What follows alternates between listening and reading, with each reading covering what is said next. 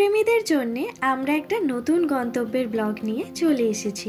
এবারে জানুয়ারির শেষের দিকে আমাদের ডেস্টিনেশন ছিল তুমলিং। যারা পাহাড় ভালোবাসে আর ঘুরতে ভালোবাসে তাদের কোনো বাধাই পাহাড়ের কাছে যাওয়ার থেকে আটকাতে পারবে না। তাই এই ঠান্ডার মধ্যেই টুক করে বেরিয়ে পড়েছিলাম তুমলিং যাওয়ার জন্যে। এই তুমলিং আসলে নেপালের অংশ। নেপালের ইলাম জেলার জোকমাইতে খুবই সুন্দর ছোট্ট একটি গ্রাম, যেখান থেকে কাঞ্চনজঙ্ঘাকে স্পষ্ট দর্শন করা যায়।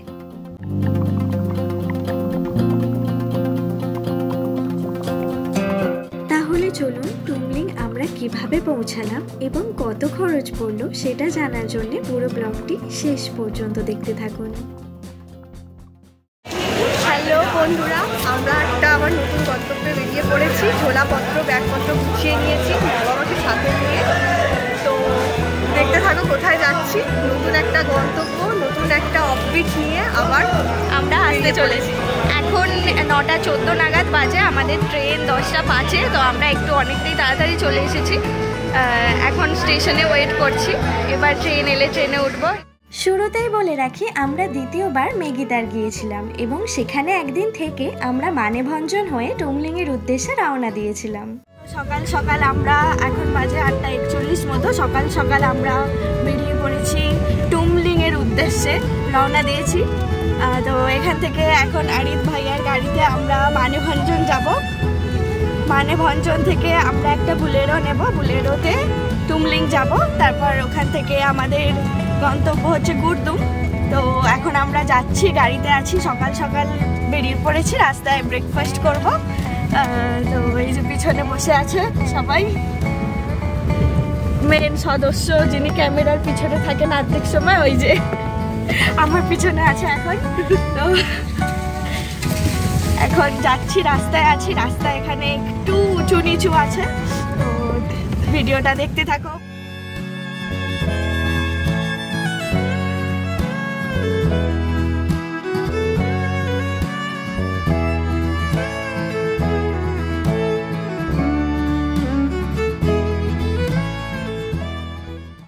গাড়িতে যেতে যেতেই রাস্তার একপাশে চোখে পড়ল অসংখ্য কমলা লেবুর গাছ, আর গাছগুলো কমলা লেবুতে ভর্তি হয়েছিল। এগুলো দেখে এতটাই লোভ লাগছিল, মনে হচ্ছিল গিয়ে সব পেরেই নি।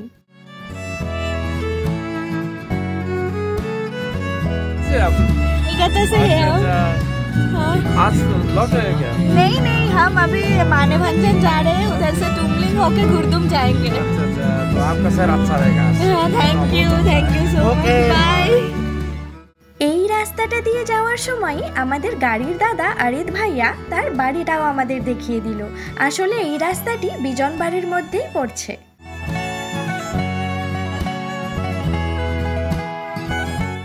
মানেভঞ্জনের পথে এগোনোর সময় চোখে পড়ল রঙ্গিত নদীর একটি ছোট্ট অংশ, যেটি ছোট রঙ্গিত নামেই পরিচিত। এই নদীটি রঙ্গিত নদীতে গিয়েই মিশেছে।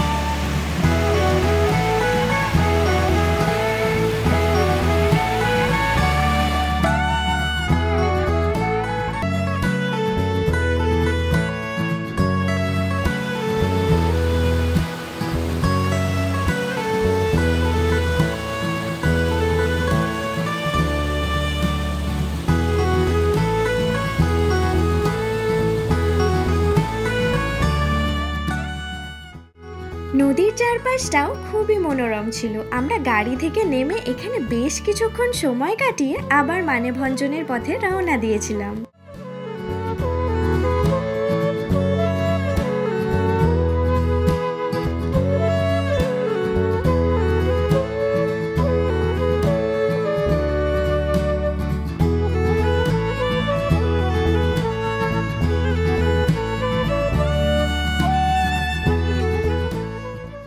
মেগিদার থেকে প্রায় 3 ঘন্টা জার্নি করে আমরা মানেভঞ্জনে এসে পৌঁছালাম। এনজিপি থেকে মানেভঞ্জন আসতে গেলেও প্রায় 3 ঘন্টা সময়ই লাগে। এই মানেভঞ্জন মাজুয়া গ্রামে অবস্থিত আর এটিকে সিঙ্গালীলা জাতীয় উদ্যানের প্রবেশদ্বারও বলা হয় আর এই অঞ্চলটিকেই পরিবহন কেন্দ্র হিসেবেও ধরা হয়। হ্যালো বন্ধুরা, তো আমরা এখন মানেভঞ্জনে আছি। এটা হচ্ছে মানেভঞ্জন।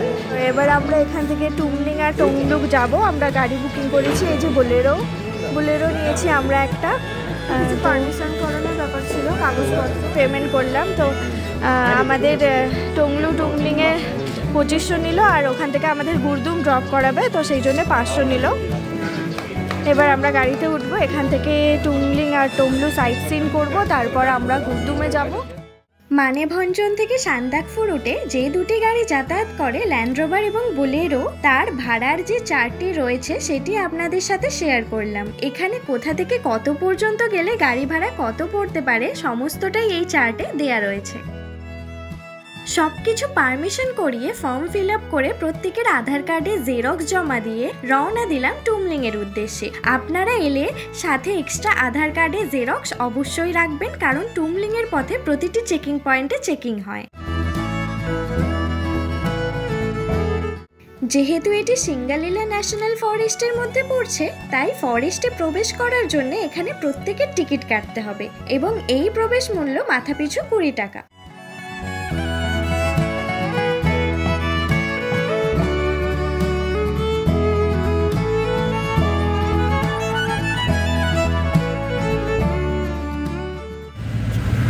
আমরা এখন রওনা দিয়েছি টংলু আর টুমলিং এর উদ্দেশ্যে। গাড়িতে উঠে পড়েছি।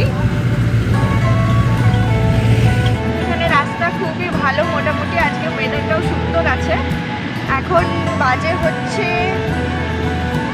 11:07 বাজে। 3 ঘন্টা হয়তো লাগবে গুরদুম যেতে এখান থেকে। টুমলিং এখান থেকে 1 ঘন্টা। আই থিঙ্ক 3টের মধ্যে হয়তো পৌঁছে যাবো। আর টুমলিং তো 1 ঘন্টাই লাগবে এখান থেকে। দেখা যাক কত লাগে। রাস্তা এখানে ভালোই, রাস্তা ভালো থাকলে তো তাই সময়টাও কম লাগবে।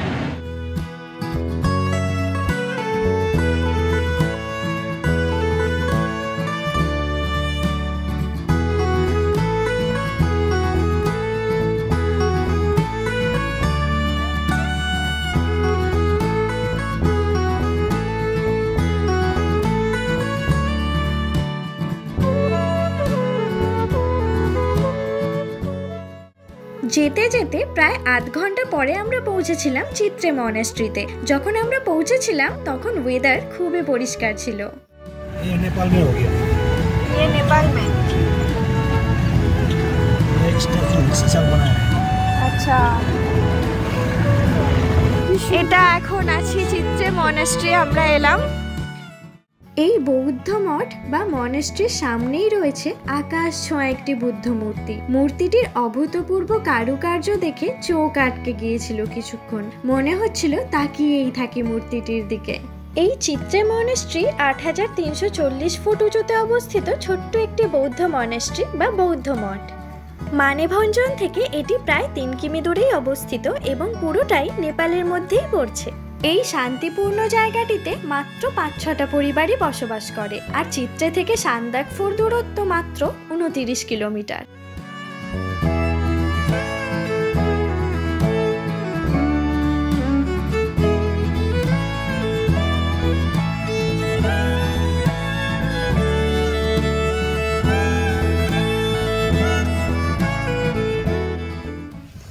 ওই যে ওখানে মানেভঞ্জন, ওই সাইডে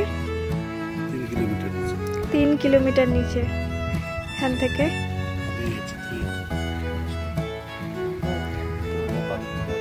এটা পুরো নেপালের মধ্যে পড়ছে মনাস্ট্রিটাও। অসম্ভব সুন্দর।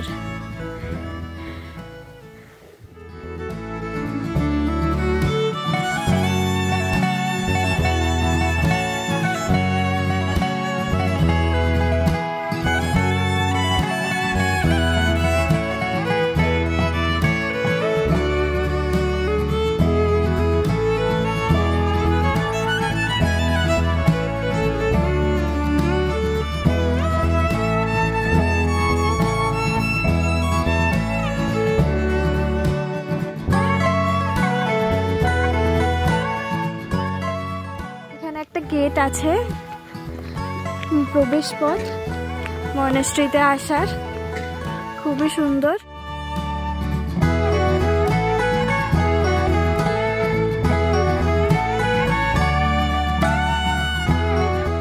এখন যেহেতু টংলু আর টুমলিং এর উদ্দেশ্যে রওনা দিয়েছি, তো আমরা এখন তাড়াতাড়ি গাড়িতে উঠে পড়ছি।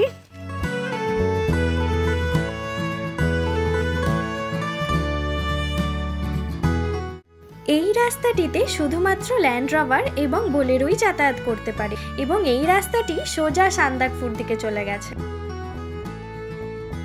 যেতে যেতে আমরা ফার্স্ট চেকিং পয়েন্টে পৌঁছালাম, যেটি ছিল চিত্রে চেকিং পয়েন্ট। সেখানে আমরা আধার কার্ডে জেরক্স দেখিয়ে ও ফোন নাম্বার দিয়ে পারমিশন করিয়ে তারপর আবার এগিয়ে গেলাম। চেকিং পয়েন্ট পেরিয়ে আমরা কিছুক্ষণের জন্য একটি জায়গায় হল্ট করেছিলাম, যেটি ছিল লামিধুরা। এখানে রাস্তাটি এতটাই সুন্দর ছিল, আমরা আশপাশের প্রকৃতির পাশাপাশি রাস্তাটারও প্রেমে পড়ে গিয়েছিলাম।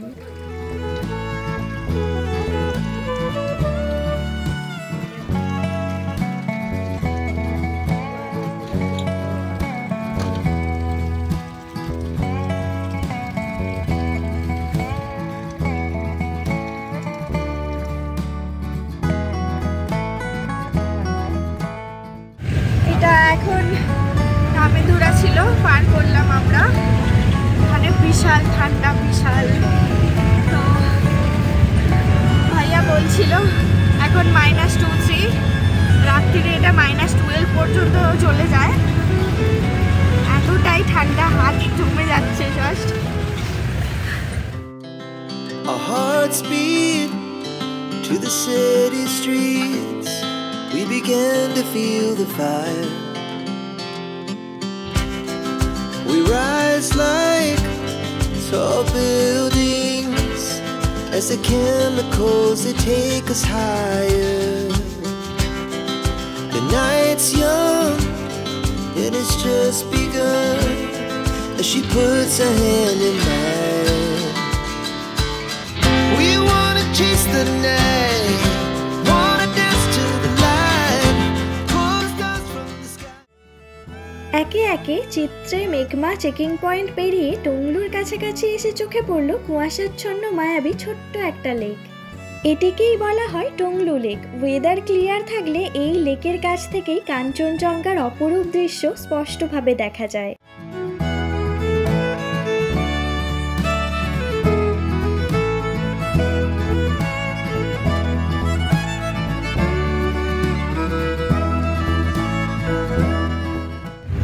ফগ হয়ে আছে চারপাশটা, এখানে ফগি ওয়েদার। এটা হলো টংলু চেকিং পয়েন্ট। এখানেও আবার আধার কার্ডে জেরক্স দেখিয়ে ও ফোন নাম্বার দিয়ে পারমিশন নিয়ে এগিয়ে গিয়েছিলাম।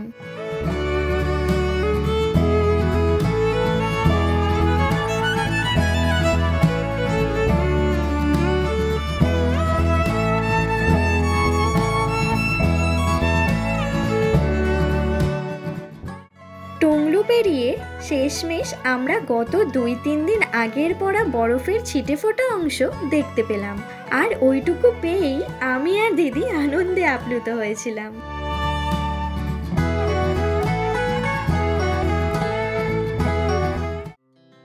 Our hearts beat to the city streets. We began to feel the fire. We rise like tall buildings as the chemicals they take us higher. The night's young and it's just begun as she puts her hand in mine. We wanna chase the night. দেখতে দেখতে আমরা আমাদের গন্তব্য টুমলিং এ পৌঁছে গেলাম, আর এই রাস্তাটি টুমলিং হয়ে সোজা চলে যাচ্ছে সান্দাকফু ফালুটের দিকেই। আমরা সবেমাত্র টুমলিং এ পৌঁছালাম।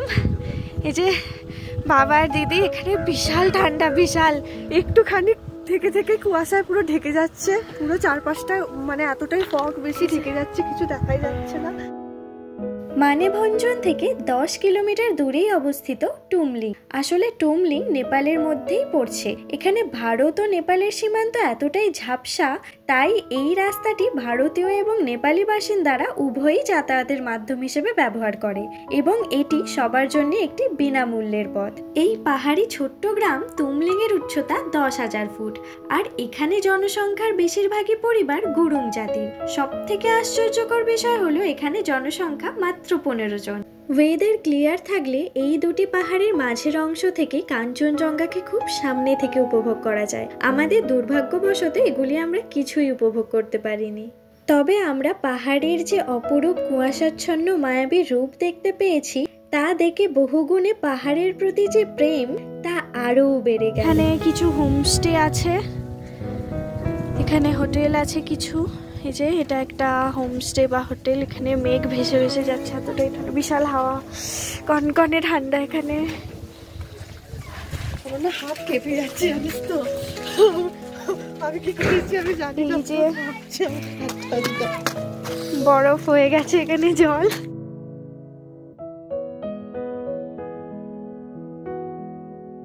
তুমলিংয়ে পৌঁছে আমরা সামনে একটা ছোট্ট মোমোর দোকান থেকে 1 কাপ করে ব্ল্যাক টি আর মোমো খেয়েছিলাম। এখানে মোমোর টেস্টটাও অসাধারণ ছিল।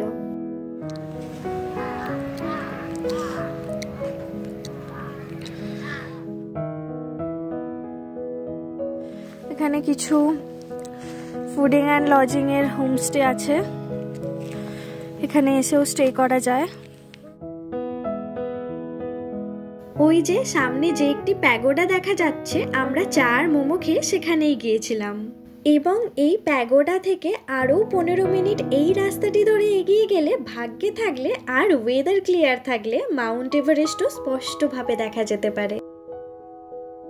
যতদূর চোখ যায় কুয়াশার চাদরে ঢাকা সবুজ পাহাড়, তারই মাঝখান দিয়ে চলে গেছে চীনের প্রাচীরের মতো একটি রাস্তা, যার এক পাশে নেপাল আর অন্য পাশে ভারত। কথায় আছে না, পাহাড় এক একটি ঋতুতে এক এক রকম রূপ আমাদের চোখের সামনে মেলে ধরে, তারই একটির প্রত্যক্ষদর্শী হয়েছিলাম আমরা।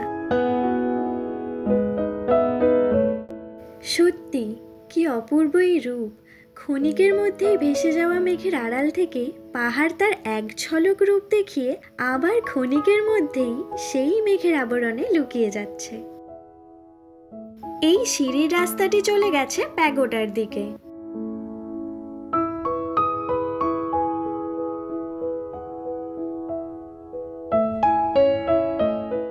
প্যাগোডার কাছে পৌঁছে আমরা একটা আলাদাই শান্তির উপলব্ধি করেছিলাম। আর চারপাশটা এই রঙিন শান্তির বৌদ্ধ পতাকা দিয়ে সাজানো প্যাগোডা দেখে ভেবেছিলাম এইটুকু জীবনে এটাই তো পাওয়া। এখানে আসার সব থেকে ভালো সময় হলো মার্চ টু মে মাস বা অক্টোবর নভেম্বরেও খুব ভালো ওয়েদার পাওয়া যাবে। এই সময় ওয়েদার খুবই ক্লিয়ার থাকে এবং চারিদিকে রডোডেনড্রনের লাল রঙের সমাহার লেগে থাকে। আমরা এখানে বেশিক্ষণ থাকতে পারিনি কারণ অল্প সময়ের মধ্যেই চারিদিকে কুয়াশায় ঢেকে যাচ্ছিল, কিছু দেখা যাচ্ছে না। আমরা এবার তুমের উদ্দেশ্যে রওনা দেব, এতটাই ঠান্ডা। এখানে বেশিক্ষণ 1 ঘন্টার বেশি থাকতেই পারলাম না। এখানে জানুয়ারিতে টুমলিংয়ে এতটাই বেশি ঠান্ডা, এতটাই মানে ফগি ওয়েদারটা প্রচন্ড, কুয়াশাটা প্রচন্ড বেশিক্ষণ থাকা যাবে না এখানে। কুয়াশা, এত কুয়াশা, চারিদিকে কিছু দেখা যাচ্ছে, বিশাল ঠান্ডা, এত ঠান্ডা ভাবতে পারিনি। মানে মেঘিতারে এত কম ঠান্ডা ছিল কলকাতার মতো, বাট এখানে অসম্ভব ঠান্ডা, অসম্ভব, মানে হাত ফ্রিজ হয়ে যাচ্ছে। তো এবার আমরা গাড়িতে উঠবো।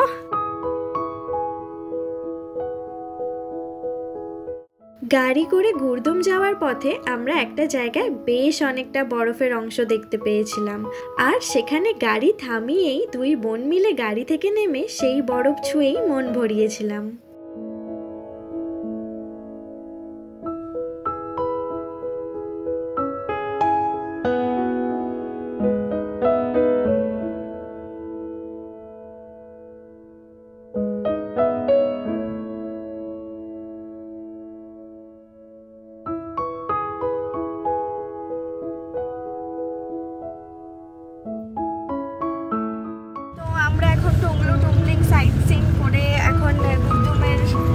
যাচ্ছি গুরদুমে যেতে গেলে আবার এখান থেকে মানেভঞ্চল যেতে হবে, মানেভঞ্চল থেকে আবার গুরদুম যেতে হবে, ওটা অন্য রুট। তবে রাস্তাটা খুবই সুন্দর, ওয়েদারটা একটু ডাউন হয়ে গেছে। গুরদুমে গিয়ে দেখা হচ্ছে তাহলে, বাই।